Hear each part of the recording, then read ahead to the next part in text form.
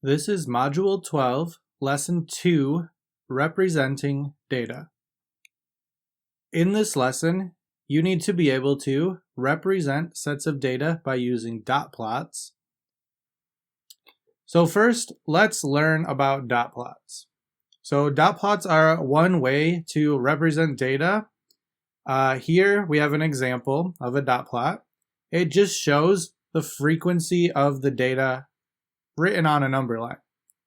So here, if we had a set of data, we can see that 0 showed up 6 times in our data set because there are 6 dots. 1, 2, 3, 4, 5, 6. Skipping over, 8 showed up twice. So 2 people must have had 8 of something. So the dot plot is just organized how many are in each number. So here are our key steps to making a dot plot. You're going to write the data points in order from least to greatest, or if they're not numerical data, then you would kind of tally up how many are of each type.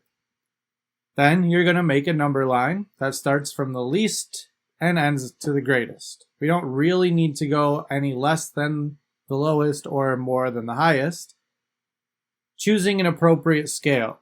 So if all your numbers are pretty close together, we might just be able to count by ones. If numbers are pretty far apart, say we have a number that's 5 and a number that's 100, it's probably not going to do very well to count by ones. That would be a lot of places to put a dash just to get 5 and 100. Next, you're going to plot the dots on the number line, stacking the points where there's more than one of the same number. And then, if it's appropriate, include labels for the number line and title. Now, it's not always appropriate, especially if you don't know what the numbers stand for. They're just numbers given to you. You're not going to really have a label or a title. So let's look at an example here. In your workbook, there are some fill in the blank spaces. Here, they're just represented with gaps. When we get to it, those will show up as gray boxes. So first, represent the data as a dot plot. We have our long list of numbers. Step 1, write the data points in order from least to greatest. So we have 9, blank, 11, blank, then 12, 12, 13, 13, blank, 14, 15, 15, blank, 15, 15. So we're just going to start filling stuff in. So I have 9, so I'm going through. I'm going to cross them out as I use them. So 9 I already used.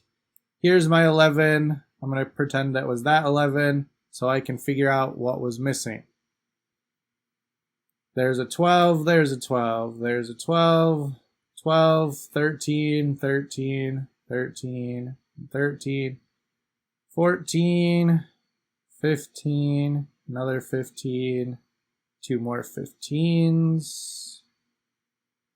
So now I can see what's left and I can fill them in. So I needed a number between 9 and 11, or it could have been 9 or 11. We have 15, 12, 13, and 11. So this one here must be 11. Now I have my next area here, either 11 or 12, or between. So I just used that 11, so this must be 12. That one right there. 13 or 14, or between. Here I see my 13. Here it is. And 15 and 15, that must be 15, which is there. So filling in our blanks. Now we have our numbers in order from least to greatest. Step 2, making a number line that starts from the least point and ends at the greatest point. Choosing an appropriate scale. So if we look at our data, they range from 9 to 15. So I would just make a number line that starts at 9 and then 10 and 11, counting up by 1. Those numbers, 9 and 15, are pretty close together, so we could just count by ones. Now we have our numbers in order. Let's plot them. So as you can see here, my scale is just counting by ones, starting with my lowest, ending with the highest.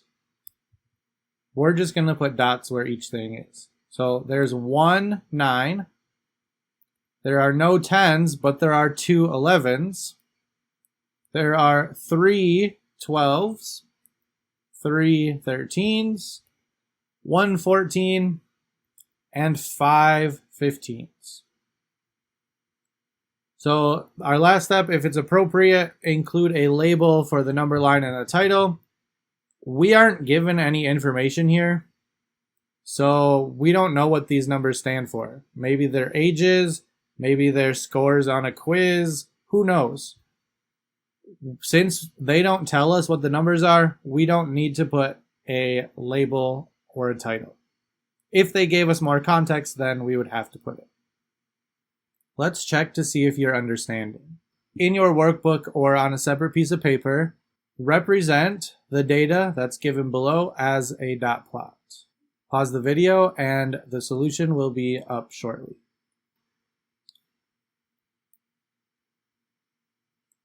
Check your answer. Your dot plot should have looked like this.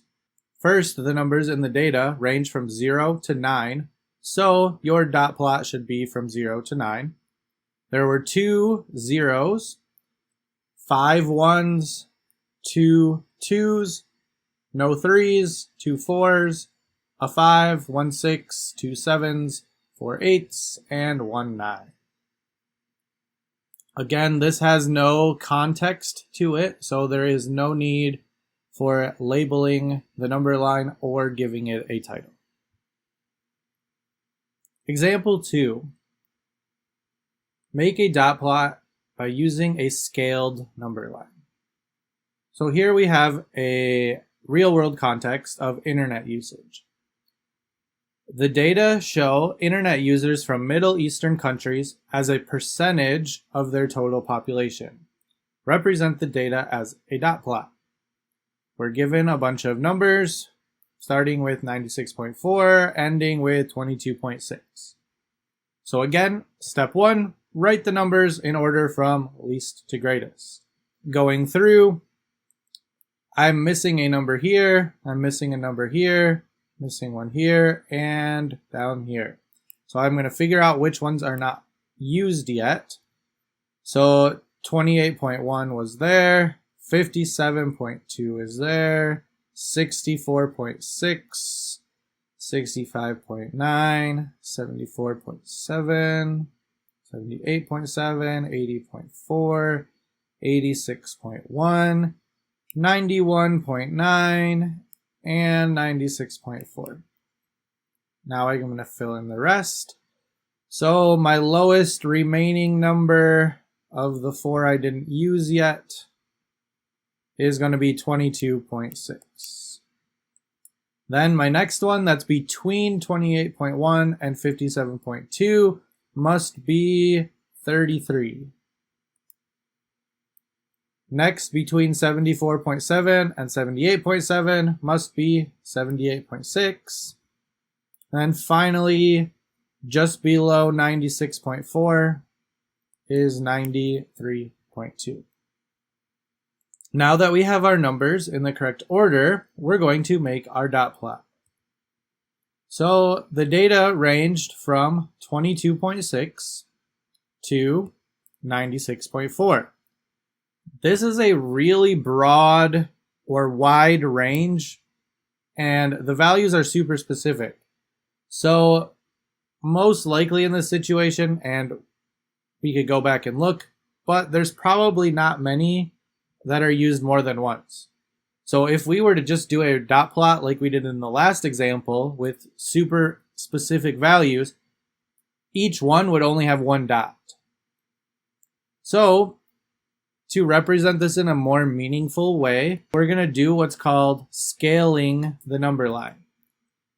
What that means, if you can see right here, we are going to give a range of numbers for the categories. So instead of saying 20, 20.1, 20.2, we're just going to say anything that falls between 20 and 29.9 will go on this line.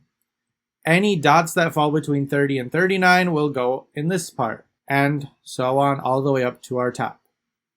So if we're plotting the dots, there were two numbers that were between 20 and 29.9, one number in the 30s, no numbers in the 40s, but one number in the 50s, two in the 60s, three in the 70s, two in the 80s, three in the 90s. So looking at this, now we can see that more of our dots are kind of shifted to the right. There's more in the 70s and 80s and the 90s than, say, in the 10s, which there are none. The 20s, there's only a couple.